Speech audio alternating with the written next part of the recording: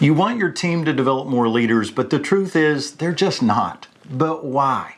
Well, there's a lot of answers to that question, but one of the biggest reasons people fail to get involved with leadership development is fear.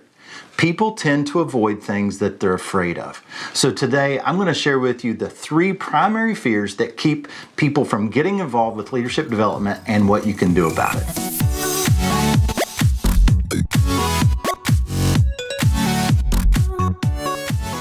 Hey guys, this is Mac Lake bringing you tips, tools, and techniques for developing leaders. And today I want to talk to you about those fears that can paralyze us, fears that keep us from getting involved in leadership development. I'll never forget the first opportunity I ever had to develop a leader. A young man came to me and he said, "Hey Mac, would you mentor me in leadership?" I was so flattered that he asked that I immediately said yes. But I went home and I began to regret my yes. I regretted it because all of a sudden I began to realize, I don't know what I'm doing. I mean, what if he finds out that I'm not as good as he thinks I am? And so all these fears began to flood my mind. Well, I did end up meeting with him, but I only met with him twice. My fear paralyzed me and caused me to find excuses to not meet with him any longer. So I lost an incredible opportunity to develop an incredible leader. Over the years, I've discovered there are 3 primary fears that can keep you or your team from getting involved in leadership development. So let's jump in and take a look at those. The first fear is, I'm afraid I don't know what to do with them.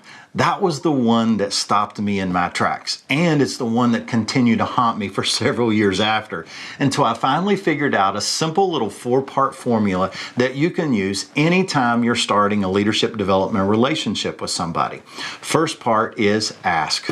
Just simply ask them, what's a leadership competency you would be interested in learning more about? The second part is find. Find some content that teaches that particular competency. It might be a book, it might be an article. Third is assign. Give them an assignment to read, listen to that, but also to put it into practice, to find a way to actually apply what they're learning before you get together. And the fourth part of that little agenda is discuss.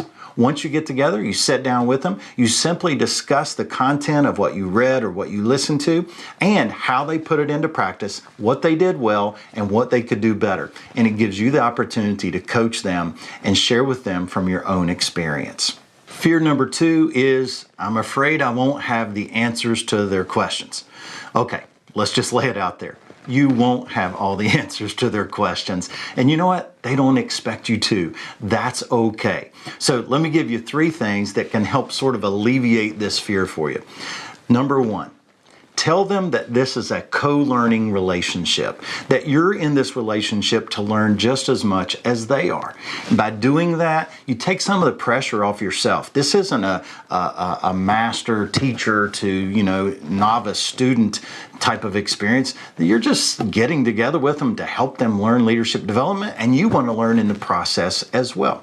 Secondly, if they ask you a question that you don't have the answer to, just simply ask them. I'm not sure. What do you think? That's what my mentor used to do with me. The very first mentor I ever had, he used to ask me that question all the time. A lot of times he even knew the answer, but he would still look at me and say, that's a good question. What do you think? He would force me to answer the question, which was absolutely brilliant because he knew I would remember it better if I was discovering it rather than him just handing me the answer. Third, if you don't have the answer to their question, once again, just look at them and say, you know what? I don't know the answer to that. Let's research it on our own, and then when we get back together next time, let's talk about it and see what we discovered. Those 3 simple little things will help you overcome that fear of being afraid that you don't have all the answers. Fear number 3 is, I'm afraid people are going to figure out I'm not as good as they think I am.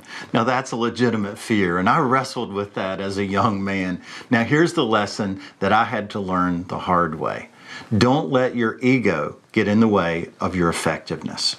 You see, as a young leader, my primary motivation when I was meeting and doing leadership development with others was to impress them, not to impact them or to influence them.